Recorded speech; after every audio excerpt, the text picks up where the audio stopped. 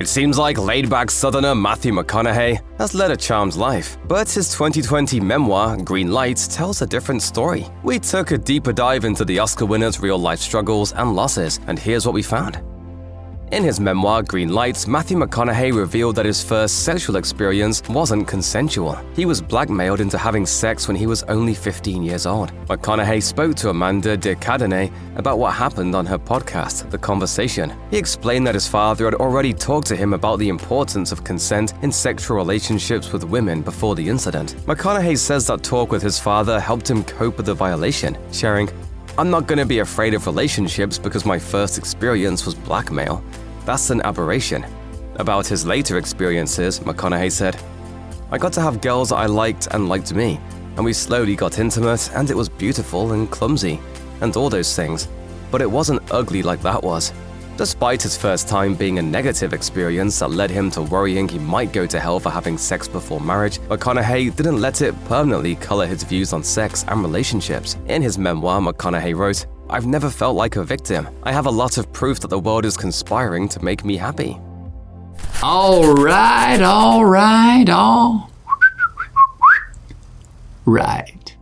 In Greenlights, Matthew McConaughey shares that at 18, he was knocked out and sexually molested by a man in the back of a van. He didn't elaborate on the assault in his memoir, and when he was asked in an interview with Tamron Hall, the actor replied, "Ultimately, there's nothing that I feel is constructive about the details. I felt like those details could have just been grabbed and reported for voyeurism." McConaughey then reiterated that he never felt like a victim, telling Men's Health, "It's not a story that, as far as I can tell, has left any scar of victimhood on me. It's not a scar that I've carried through my life that is psychologically holding me back." To me, it was very clear to me that they were wrong. If it had happened much younger, maybe I would have had a confusion and it would have stuck with me and been something I had to work out. Although he doesn't feel defined by his traumatic sexual experiences, McConaughey doesn't want it to happen to anyone else. He was active in trying to eliminate sexual assault at the University of Texas in Austin, where he graduated in the early 90s. And in 2016, McConaughey actually volunteered for the university's rape elimination program by driving students home after dark. Mary Kathleen K. McCabe was raised in Trenton, New Jersey, while Jim McConaughey grew up in Morgan City, Louisiana. Jim went to the University of Kentucky to play football, which is where they met. According to McConaughey, Jim didn't get along with his coach, so he transferred to the University of Houston. I saw him across the crowded room, I'm not kidding you, and I said to my sister, "I'm going to marry that man."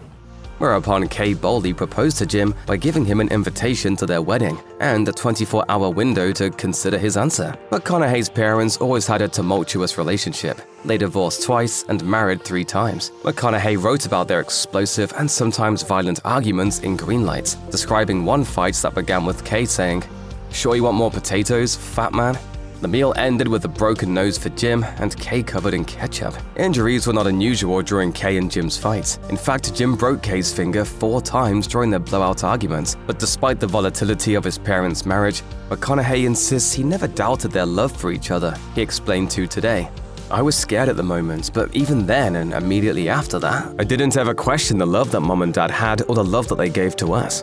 I'm not in denial of what happened, and what I saw was not abuse.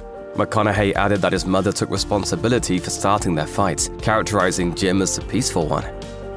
In his memoir, Matthew McConaughey revealed he was an unplanned pregnancy, and his mother thought she had a stomach tumor until she learned she was actually 5 months pregnant. Then his father skipped the hospital on the day of his birth because he apparently had doubts about Matthew's paternity. During an appearance on the Let's Talk Off Camera podcast, McConaughey shared how, during a vacation in Greece, his mother, Kay, revealed she knew Woody Harrelson's father before Matthew was born, during one of her separations from Jim.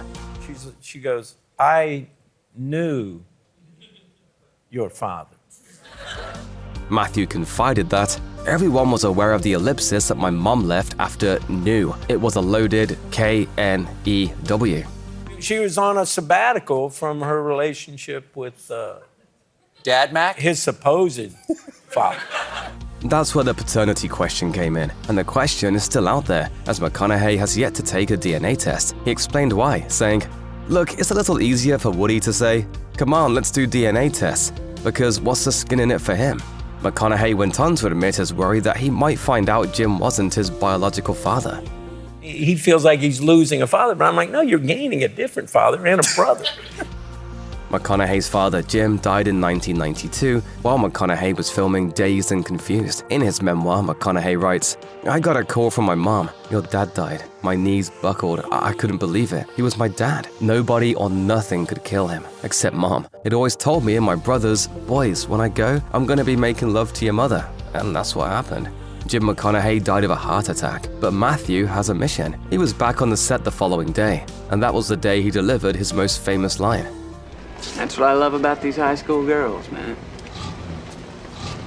I get older, they stay the same age.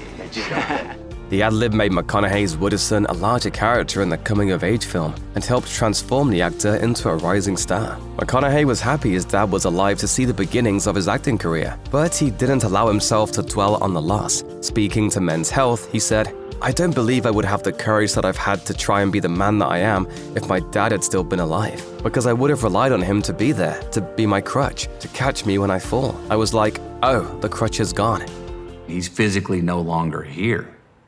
But I can keep him alive by keeping his spirit alive.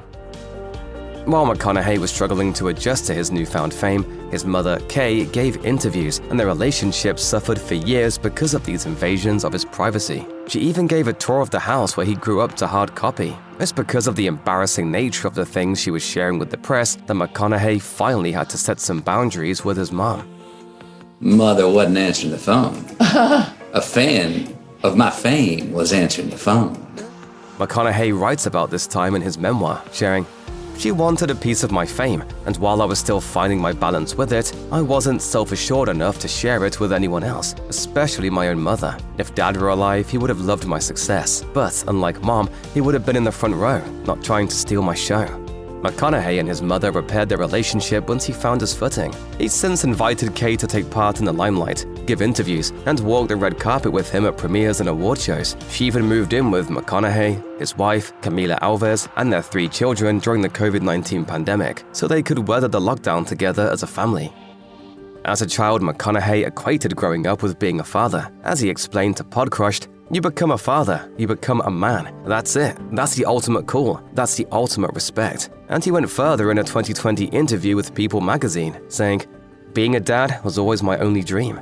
When he was in his late 30s and still not married, the actor worried he was running out of time. He told Cigar Aficionado, "My plan was to be married and have kids by that age, but I didn't want to play the game of starting to feel anxious because with too much anxiety, you can't find a mate, and then you make a hasty decision." McConaughey met Camila Alves in a nightclub in 2006. And as I was trying to get that's attention across the room, it went in my head. I was like, this is not the kind of woman you call over across the room, McConaughey. Get your ass out of the chair and go get her.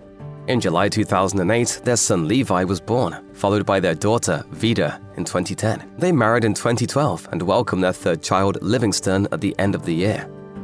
Although he was raking in the dough, starring in a series of lucrative romcoms, McConaughey needed a new challenge. In a 2020 interview with Men's Health, he confessed, "I've had times where I'm complacent. If I'm complacent, that usually means I'm being lazy." He felt boxed in by the romantic lead roles he was playing, one after the other, so he began to refuse projects until something more interesting came his way. He wrote about these choices in his memoir, explaining, "If I couldn't do what I wanted, I wasn't going to do what I didn't, no matter the price." If we were the same person today that we were 20 years ago, then what the hell are we doing? He got more blunt in his interview with Cigar Aficionado, saying, "I just said, the bucks. I'm going for the experience and the things I was choosing. I put my head down and went after roles that scared me." Out of this new attitude and approach came what some have called a reconnaissance, culminating in the actor being nominated for an Emmy for his raw, introspective work in True Detective Season 1, and winning an Oscar for his edgy performance in Dallas Buyers Club. When a school shooting took place at Robb Elementary in McConaughey's hometown of Uvalde, Texas, it brought the epidemic of U.S. gun violence to a personal place. The shooter killed 19 children and 2 teachers before U.S. Border Patrol agents shot and killed the teenage gunman an hour after the shooting began. In the aftermath, local law enforcement in Uvalde was criticized for not confronting the gunman sooner. After learning about the shooting, McConaughey and his wife went to Uvalde to grieve with the community where he spent the first decade of his life. While there, he met with Tony Gonzalez, the Republican representative for the district. McConaughey met with first responders and counselors before meeting with the families who lost their children. He wrote about the experience in a piece for Esquire, sharing, "Camila and I agreed on a strict no media policy. We'd meet with whoever wanted to speak with us in private. Uvalde had become a media circus, and many families were having trouble avoiding the cameras, let alone finding the space to mourn." In speaking with the bereaved families, he realized they didn't only want to talk about who their lost loved ones were in life, they also wanted their children's deaths to matter. McConaughey felt so strongly about the tragedy in his hometown that he used his fame as a platform to lobby for gun reform in the United States. As he explained in his Esquire piece, "I figured that if I talked to our leaders, those with the power to bring about large-scale change, about what we'd seen and heard in Uvalde, while also pushing for practical progress, well, then I might be able to honor the parents' requests."